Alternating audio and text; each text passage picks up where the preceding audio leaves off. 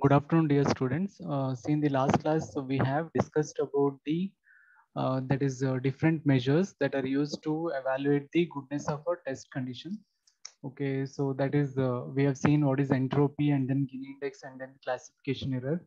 Okay, so apart from that, we have seen the skeleton or the algorithm for the decision tree induction. Okay, so this is the thing that we have discussed in the last class. So now coming to the next thing, that is about the characteristics of decision tree induction algorithm. So again, it is quite important from exam point of view. It has been asked many times in the examination.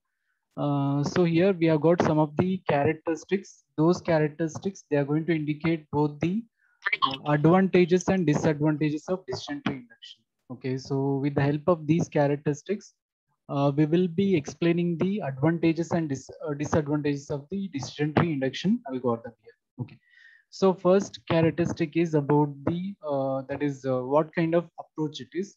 So this decision tree induction algorithm, it is a non-parametric approach. See, with the help of this non-parametric approach, we will be building a classification model in case of decision tree induction algorithm. Okay, so non-parametric approach means that say this algorithm does not require any prior assumption like probability distribution of the records with respect to any of the classes or probability distribution of any of the attributes here.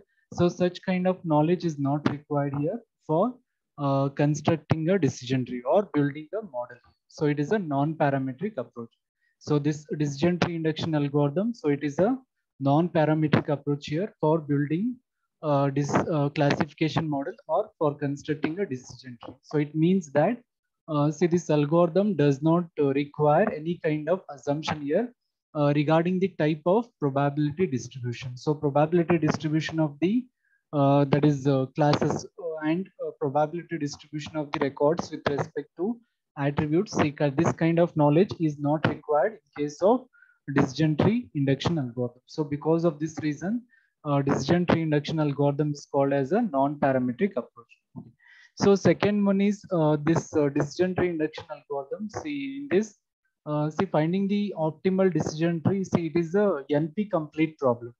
See, I hope that everyone has studied some of the categories of algorithms. In that, we have got one category of algorithm that is called as NP complete problem. So NP complete problem means that, so it is very easy to guess the solution. Okay, and also we can easily evaluate the solution which we have got. Okay, so this decision tree induction algorithm, the construction of or finding of the optimal decision tree, see, it is a type of NP complete problem here. Okay, see, some of the decision tree algorithms, they will be using some heuristic based approach here. Okay, so in order to perform the searching. Okay, so or for performing the classification, see, they are using heuristic based approach. Just try to remember this one. Second point, see, it is a kind of NP complete problem. See, finding the optimal decision tree, it is a NP complete problem here. So NP complete means that it is very easy to guess the solution and also it is very easy to evaluate the solution. Okay, so that is the second characteristics of decision tree induction algorithm. Okay, and third characteristics is about the complexity, computational complexity, and the expense of the algorithm. Decision tree induction algorithm, in that construction of the decision trees, it is very inexpensive. It is not much expensive. Even though the data set size is very large here, you can easily and quickly construct the models here. So it is not very computationally expensive here. It is very inexpensive, computationally inexpensive here. It does not require more cost for constructing the models or for building a decision tree here. So this is computationally inexpensive. Even though the data set size is very large, you can easily construct a decision tree here. Okay. So once you construct a decision tree, ultimately you will be using that for classification of a record here. So the complexity of that classification, that is worst case complexity, it is given by big of W. Okay, so here W is nothing but it is the depth of the decision tree here. Okay, so that is also very less here. Complexity is also very less. Okay. So this decision tree induction algorithm, see, even though the data set is very large here, we can use this and we can easily construct a decision tree. It is very, very computationally inexpensive. And also one more thing is about the computational complexity, worst case computational complexity for classifying a test record here. So it is big of W. Okay, so this W is nothing but it is the maximum depth of the tree here. Okay. So next is about the that is understanding or interpretability of the decision tree. See this decision tree, it will be very, very easy to interpret. Suppose if the size of the tree is very small, if the size of the tree or if the constructed decision tree, if it is very small, then you can easily interpret or you can easily understand the decision tree. Okay, and also see the accuracy of the tree, so it is even comparable with the other classification methods we have got, like k nearest neighbor, okay, Bayesian classifier. See, all those methods accuracy will be almost equal to the decision tree accuracy. Okay. So decision tree, see, it will be very, very easy to interpret whenever the size of the decision tree is small. For smaller sized trees, this decision tree is very easy to interpret. That is the fourth characteristic. And the fifth characteristics is about the that is expressive representation. Okay, so these decision trees, see, they will be providing the expressive representation for learning the discrete valued functions. Okay, so discrete valued functions means, see, one of the function that we will be using is about the parity function. Okay, so where, see, the value 0 is going to indicate an odd number, okay, of boolean attributes, and 1 is going to indicate the even number of boolean attributes. Okay, so that parity function, so it is a kind of function so that we will be using in order to solve the boolean problems here. Okay, so in that, see, the value 0, it is going to indicate an odd number of boolean attributes, and 1 is going to indicate an even number of boolean attributes. Okay, so for solving such kinds of problems, boolean problems, so we can use this decision tree because it is very, very easy to represent or to learn such discrete valued functions here. Okay, so this decision tree, it is going to provide an expressive representation for learning discrete valued functions here. Okay, so this is fifth characteristic. Now coming to the sixth characteristic, that is about the noise. Suppose if you have got a noise in the data set, even though with such kind of a data set, see, this decision tree induction algorithm is going to work. So it is robust to noise here. Robust means, say, it will be giving you the result with accuracy here, even though the noise is present in the data. So you will be able to construct the decision tree here. So it will not affect any kind of performance. Okay, so the decision tree induction algorithm, it can easily construct a decision tree even though the noise is present in case of decision trees. Okay, sorry, in case of data set. Okay, so next, coming to the next characteristics. Okay, so the presence of the redundant attributes, it is not going to affect the accuracy of the decision tree here. Okay, so even though the data contains the redundant attributes, so redundant attribute means there will be strong correlation among the attributes here. So for example, say if you got date of birth, okay, so and then age, see, age and date of birth, they are actually going to represent the same data here. So such attributes will be redundant here because they will be strongly correlated or they will be having similar kinds of attributes here. So these kinds of redundant attributes, they are not going to affect the accuracy of the decision trees here. So the presence of redundant attributes, it is not going to affect the accuracy of the decision tree. Okay. So suppose if you got any of the redundant attributes here, so we'll not use one of the redundant attribute for that is splitting of the attributes here. Okay. Suppose if you got many number of irrelevant attributes here, okay, so then those irrelevant attributes will not be useful here for the classification task. Okay.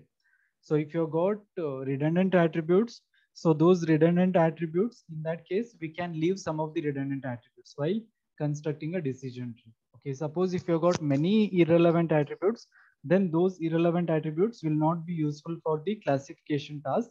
So we must not choose such attributes here while constructing a decision tree. Okay, so we must use some of the methods here like feature subset selection for selecting only a subset of attributes or for removing the relevant attributes. So the presence of these redundant attributes, see, it is not going to affect the accuracy here. Okay, suppose if you have got redundant attributes, then those redundant attributes we can easily find. Okay, and we can eliminate some of the redundant attributes here which are not useful for the classification. But if you have got irrelevant attributes, so irrelevant attributes are the attributes that are not useful for performing the classification task here. So such attributes, see, we may accidentally choose such irrelevant attributes, but still we have got some techniques here, data mining techniques, which we can use in order to avoid the irrelevant attributes here. So one such technique is feature subset selection, as that we have studied in the that is second module. Okay, so that feature selection technique we can use here in order to avoid using or in order to avoid the irrelevant attributes here. Okay, so this is the seventh characteristic. And coming to the eighth characteristic, as we all know, decision tree induction algorithm, see, it is a top-down approach. It will be following a top-down approach here, and also a recursive partitioning approach. As I said in the previous class while explaining the decision tree induction algorithm, say this decision tree induction algorithm, it will be performing a recursive function. That is, it will be dividing a set of records into purer subsets here. Okay, so based on that is a matching test condition or the test attribute. So it is going to follow a top-down approach and a recursive approach for partitioning the records here. Okay.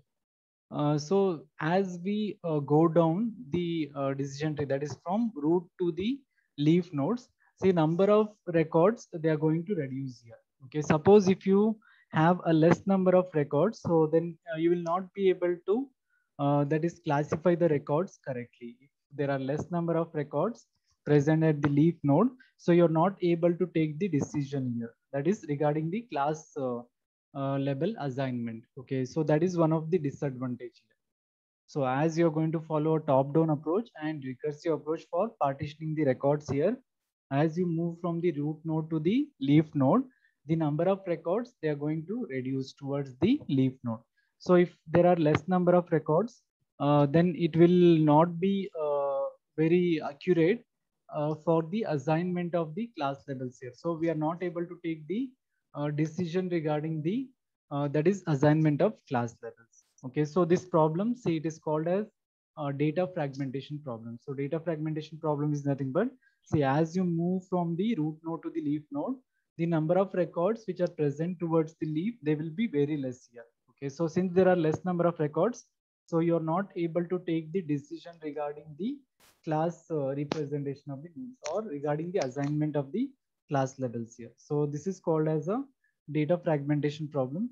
So one of the solution for that is avoiding this data that is fragmentation problem is, see, we can that is disallow the splitting of the records here. Okay, so as the records are going to fall under some number. Okay, so for example, if you want to maintain 10 records in each of the nodes here. Okay, so if the number of records, if they fall below that number 10, then at that time we can stop the division of the records, or we can disallow the further splitting or partition of the records here. So based on the threshold, we can set the number of records which are present at each of the node. Okay, so this is about the eighth characteristic of a decision tree induction algorithm.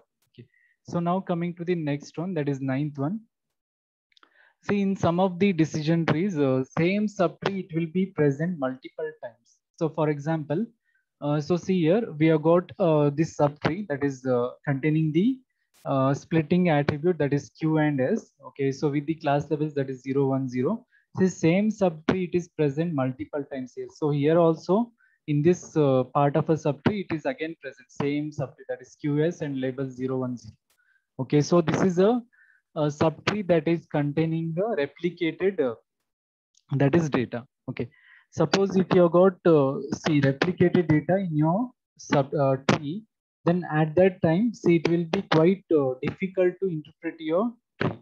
Decision tree is not easy to be interpreted See, whenever it contains the that is replicated data or duplicated data. Okay, so if the duplicate tree, if it is present in many that is parts of a subtree, then it will be very quite difficult to interpret the that is data or the tree which we have constructed. Okay, so again, it is one kind of a disadvantage of decision tree. Okay. See, this condition, see, it is going to arise whenever we have got the same that is attribute test condition. See, for example, if you look at these trees, see, Q is the test splitting test attribute or the condition. Okay, since we are using single test attribute or the condition, because of that reason, see, the same tree is replicated multiple times. Okay, so again, this is one kind of a disadvantage. Okay, so next, coming to the that is next characteristic, the test conditions which are having only single attribute. Okay, so if you are using a single attribute as a test condition, okay, so then again it has got some of the disadvantages here while we are growing the tree. Okay, so in case of tree growing process, okay, so again if we choose a single attribute as a test condition, so it has got some of the disadvantage here. Okay, because see, if you use a single attribute as a test condition, say partitioning of the attribute, see, it is going to create the disjoint regions. Okay, see, all the records, they will be placed in disjoint regions. So because of that, see, it is going to create a problem here.